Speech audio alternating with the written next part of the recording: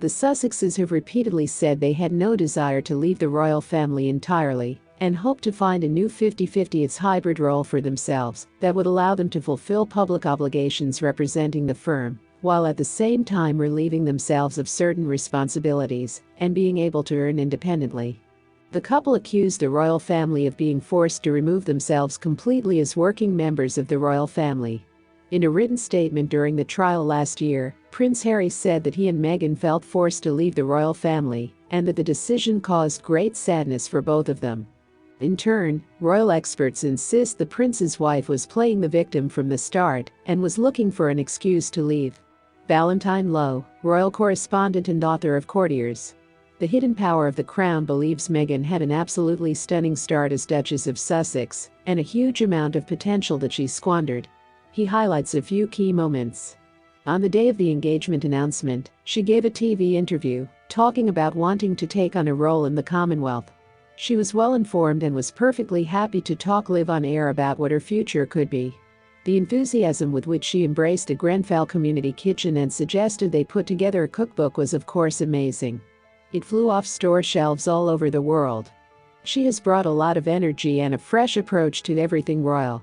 But I also know that for all the huge potential she has shown, if you talk to people on the inside, they rightly or wrongly think she has constantly portrayed herself as a victim. Saying, "You don't want me, you think I'm going to fail, I'm not really welcome." Valentine Lowe led the press team for Harry and Meghan's Australian tour. He shared his observations from those trips. He recalls how disgruntled Prince Harry was and made no secret of it, while Meghan showed professionalism. "If I'm being honest, and I apologize to anyone watching from Fiji, it was pretty long and boring. A day or two later we went to another part of Fiji, and there was another welcoming ceremony. They sat on 2 thrones in front of an invited audience. It was even longer and even more boring. Harry was pissed at the press for some reason. He spent the entire hour and part of this event just slightly peering in the direction we were sitting. He just kept his eyes on us. He was furious. Harry had no filter, he couldn't hide his rage."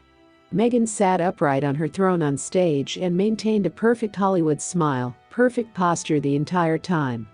"It was an absolutely brilliant performance. I thought she was a true professional."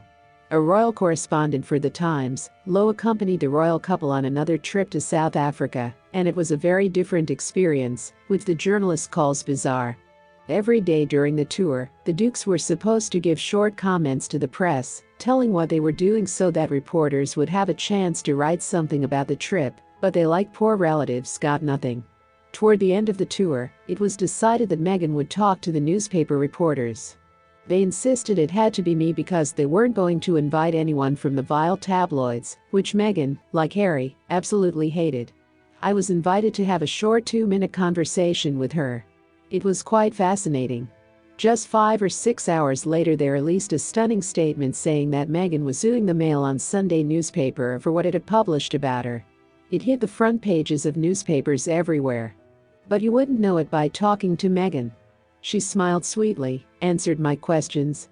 I knew Harry was in a bad mood that day, so I tried to be polite. But while talking to her, I just got the impression that she was focused on a point about 12 inches behind the back of my head. She was looking right through me. When it was over, she said goodbye and walked away. I'd run into her, she wouldn't know who I was. I was just a nobody to her. It was a very strange experience. She was completely professional, but without any personal involvement." The biographer once again draws attention to the trait for which Markle, in fact, many and do not like: the lack of sincerity, falsity, which is felt, for all the external affability, smiles and the right words. If you liked the video, then don't forget to put a like and subscribe to the channel so you don't miss the latest news about the royal family.